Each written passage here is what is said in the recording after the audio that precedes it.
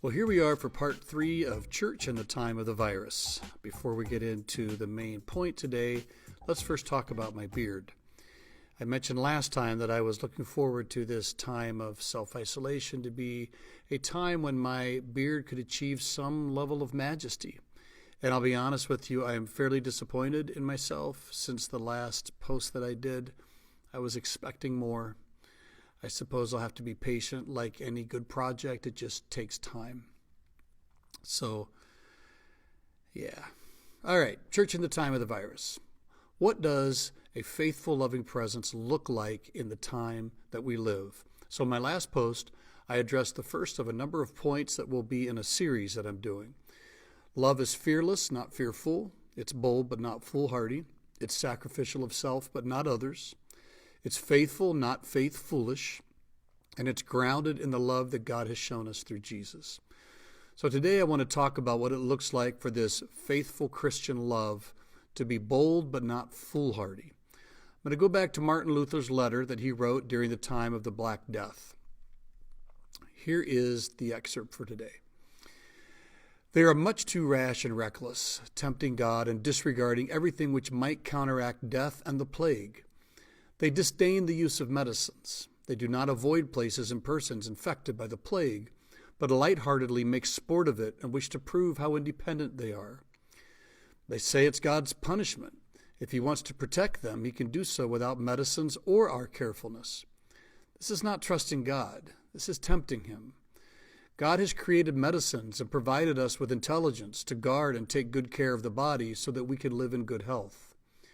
It's even more shameful for a person to pay no heed to his own body and to fail to protect it against the plague the best he's able, and then to infect and poison others who might have remained alive if he had taken care of his body as he should have. He is thus responsible before God for his neighbor's death and is a murderer many times over. Indeed, such people behave as though a house were burning in the city and nobody were trying to put the fire out. Instead, they give leeway to the flames so that the whole city is consumed, saying that if God so willed, he could save the city without water to quench the fire. No, my dear friends, this is not good. If the people in the city were to show themselves bold in their faith when a neighbor's need so demands, and cautious when no emergency exists, and if everyone would help ward off contagion as best he can, then the death toll would indeed be moderate. But if some are too panicky and desert their neighbors in flight, and if some are so foolish as not to take precautions but aggravate the contagion, then the devil has a heyday and many will die. On both accounts, this is a grievous offense to God and to man. Here it is tempting God, there it is bringing man into despair. You Star Trek fans know that Star Trek's motto is to boldly go where no man has gone before. Now, in the best sense of the word, this boldness means a fearless exploration of the unknown. In its worst sense, it means trampling on anything and everybody just to do what you want. So Star Trek has rules. Going boldly includes going wisely. So before you boldly go to places that you've never been before, it's best to boldly go and explore some habits that have eluded you and that maybe you've never been to before. Things like prudence and self-restraint and other-centered thinking. That's going to make the difference between a boldness that is actually foolhardiness and a boldness that wisely goes into unknown territory. And in our case, this unknown territory is life in the time of the virus. So Christians, this distinction matters as much for us as anybody else.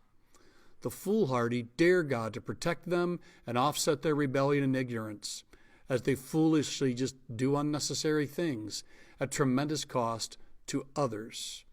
The bold trust God to protect them as they thoughtfully do what must be done, even at tremendous risk or cost to themselves. The foolhardy tempt God, to use Luther's words, by ignoring the practical wisdom and self-restraint he's given to all of us so that we can make the problem better, not worse. The bold will observe every protocol they can as a way of loving their neighbor, and then when they must go toward the virus, they do, trusting God while knowing they have done what they can to convey health and life, not sickness and death. The lovingly bold, because they are wise, will wash their hands as they prepare to be the hands of Jesus. The lovingly bold, because they are wise, will guard their steps in the ordinary course of the day so they're healthy enough to take life to others when they are called to be the feet of Jesus.